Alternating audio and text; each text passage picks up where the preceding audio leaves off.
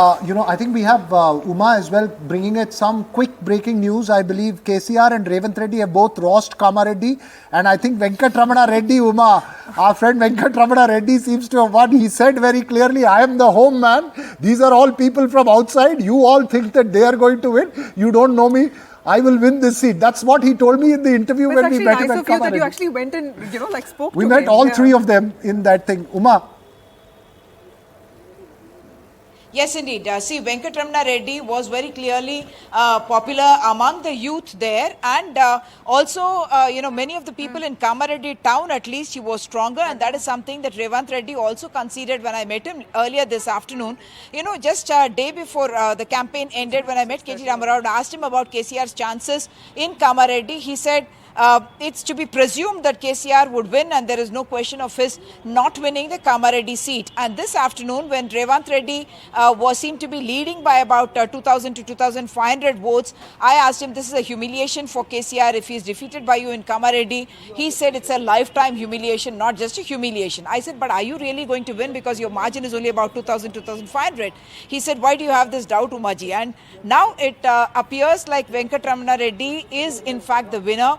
He is the local person, and I remember something very interesting that happened there, because one youth, in fact, he showed me SMSs, and he said, ever since the TSPSC leak thing happened, we have decided that we will change this government, and that's why the youth power voted against the KCR government, and that's why he said that, that the government has been voted out in that sense. In this case, of course, Venkatramana Reddy making it, and people in a sense should be thankful, because if it had been either KCR or Revanth Reddy, they would have probably had a bipole, and that would have been just expenditure on the exchequer. Uma, I don't have the exact data right now. I'm sorry, Vasudha, but I just want to point this out.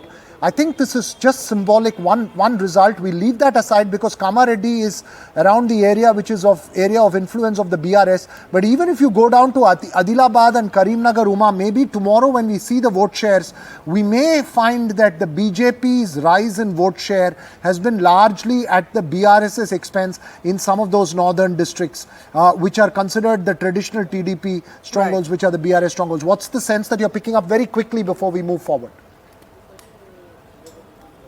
Okay, one important thing that we must point out, like Vasudha was saying earlier, is that all key leaders, many key leaders of the BJP have lost this particular election.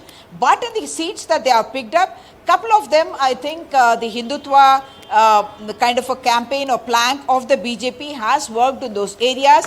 But in the others, like you mentioned, it is the anti-incumbency that has worked, and so that doesn't reflect that they are taking away from the BRS. It's rather that they would be taking away from the Congress. That's the sense that I got from talking to one of those people who is an insider in the BJP and watching the results very closely. When I asked him to analyze what happened, he said it's actually straight anti-incumbency in some seats, and some other seats he spoke about the Hindutva plank, because of which it seemed to have worked.